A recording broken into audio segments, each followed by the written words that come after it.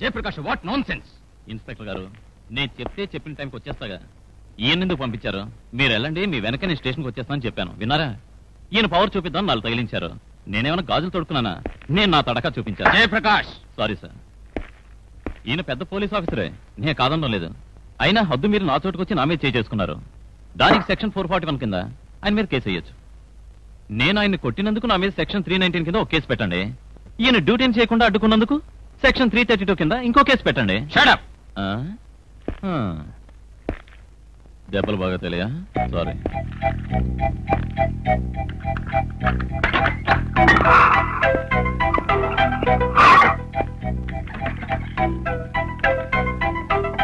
వీడి మీద ఇంకేమైనా కేసులు ఉన్నాయా? ఇన్స్పెక్టర్ గారు, ఇదిగోండి.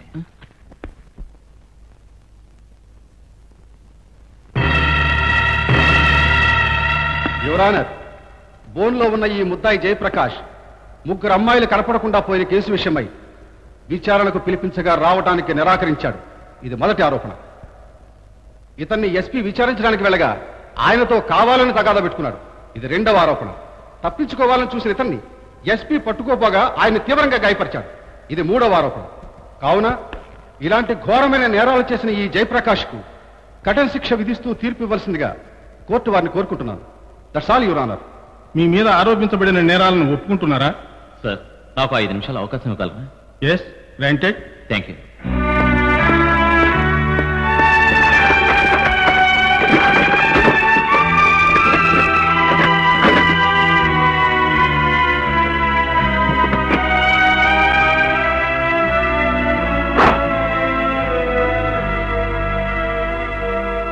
యువర్ ఆనర్, ఇలా ఒక నేరస్తుడిగా మీ ముందు నిలబడటానికి కారణం మీరే.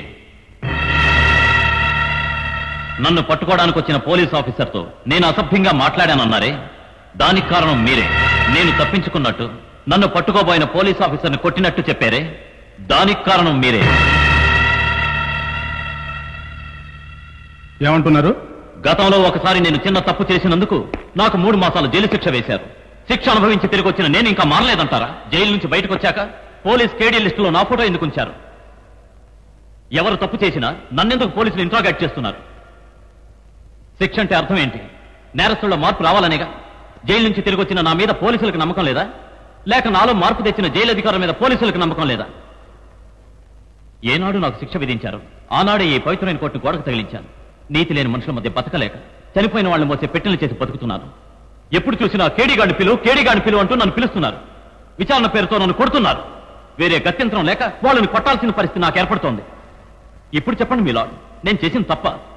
ఎవరో 3 అమ్మాయిలు కనిపించకుండా పోతే కనిపెట్టడం చేత కానీ పోలీసులు కేడీ లిస్టులో ఉండే వాళ్ళందరినీ కొడుతున్నారు. వాళ్ళ కుటుంబాలు ఏం కావాలి? వేరే దారి లేక నడురోడ్డున పడుతున్నారు. ఇది మీరు పరిశీలించి న్యాయమైన తీర్పు ఇవ్వండి మీ లార్డ్.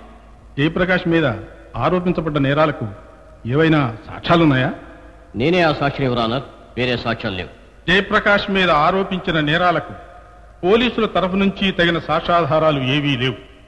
ఈ కేసు పూర్వాపరాలు క్షుణ్ణంగా పరిశీలించిన ఈ కోర్టు జయప్రకాష్ నిరపరాధి అని భావించి విడుదల చేస్తోంది.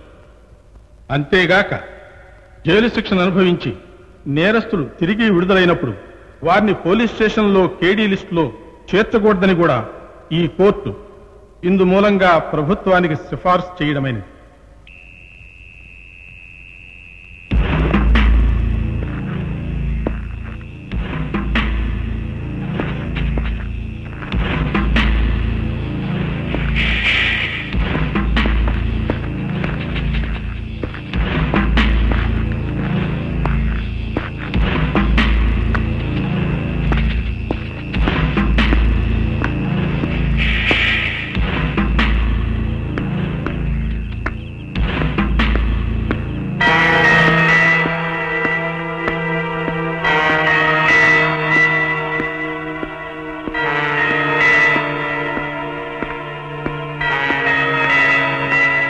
Please subscribe to iDream.